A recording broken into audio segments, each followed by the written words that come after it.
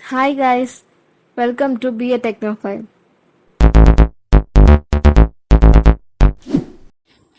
OOP stands for Object Oriented Programming Language.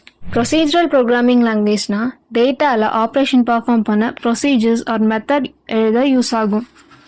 While Object Oriented Programming Languageங்கிறது data and methods ரெண்டுமே இருக்கிற மாதிரி ஆனால் ஆப்ஜெக்ட்ஸை create பண்ண யூஸ் ஆகும். சிம்பிளாக சொல்லணும்னா ப்ரொசீஜரல் ப்ரோக்ராமிங் லாங்குவேஜ்னா ஸ்டெப் பை ஸ்டெப் இன்ஸ்ட்ரக்ஷன் கொடுத்து ப்ராப்ளமை சால்வ் பண்ணும். ஆப்ஜெக்ட் ஓரியன்டட் ப்ரோக்ராமிங் லாங்குவேஜ்னா டேட்டா அண்ட் ஆக்ஷன் கம்பைன் பண்ணி ஆப்ஜெக்ட்ஸை க்ரியேட் பண்ணும். ப்ரொசீஜரல் ப்ரோக்ராமிங்கை கம்பேர் பண்ணுறப்போ ஓப்ஸுக்கு செவரல் அட்வான்டேஜஸ் இருக்குது. என்னென்னு பார்க்கலாமா? ஓப்ஸ் எக்ஸிக்யூட் பண்ண ஃபாஸ்டராக அண்ட் ஈஸியராக இருக்கும். இதோட ப்ரோக்ராமிங்க்கு கிளியர் ஸ்ட்ரக்சர் இருக்கும். ஓப்ஸ் ஜாவா கோடை டிஆர்ஒய்யாக வச்சுக்கும். அதாவது don't repeat yourself, loop ஆகாத மாதிரி மெயின்டைன் பண்ணும் அண்ட் கோடை ஈஸியராக மாடிஃபை பண்ணவும் மெயின்டைன் பண்ணவும் டீபக் பண்ணவும் முடியும். ஓப்பில் 6 டைப்ஸ் இருக்குது. என்னென்னு பார்க்கலாமா? Class, object, inheritance, polymorphism, encapsulation, abstraction. First class பற்றி பார்க்கலாம். கிளாஸுங்கிறது ஒரு ப்ளூ பிரிண்ட் இல்லைனா டெம்ப்ளேட். அது ஒரு ஆப்ஜெக்டோட ஸ்ட்ரக்சர் அண்ட் பிஹேவியரை டிஃபைன் பண்ணும். இது யூசர் டிஃபைன் டேட்டா டைப்பாக ஆக்ட் பண்ணும். ஆப்ஜெக்ட்டுங்கிறது கிளாஸோட இன்ஸ்டன்ஸ். இது கிளாஸ் கூட இருக்கிற ஆட்ரிபியூட்ஸுக்கு real world entity with specific வேல்யூஸோட ரெப்ரசன்ட் பண்ணும். ஓகே, இப்போ கிளாஸ் அண்ட் ஆப்ஜெக்ட்ஸ்க்கு ஒரு எக்ஸாம்பிள் பார்க்கலாம். இப்போது காருங்கிறது ஒரு கிளாஸ்.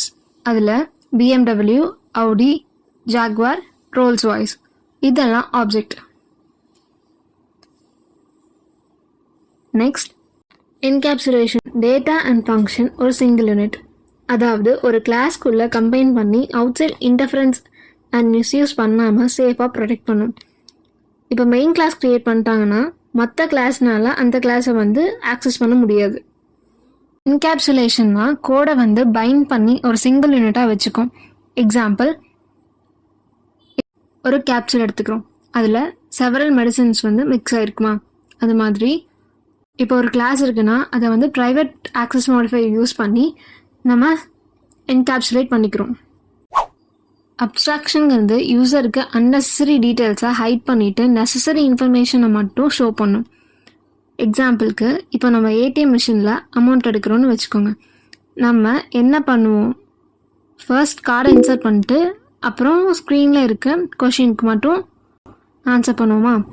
நமக்கு அது ஒர்க்கிங் ப்ராசஸ் தெரியாது. அது மாதிரி தான் அப்ஸ்ட்ராக்ஷனும்.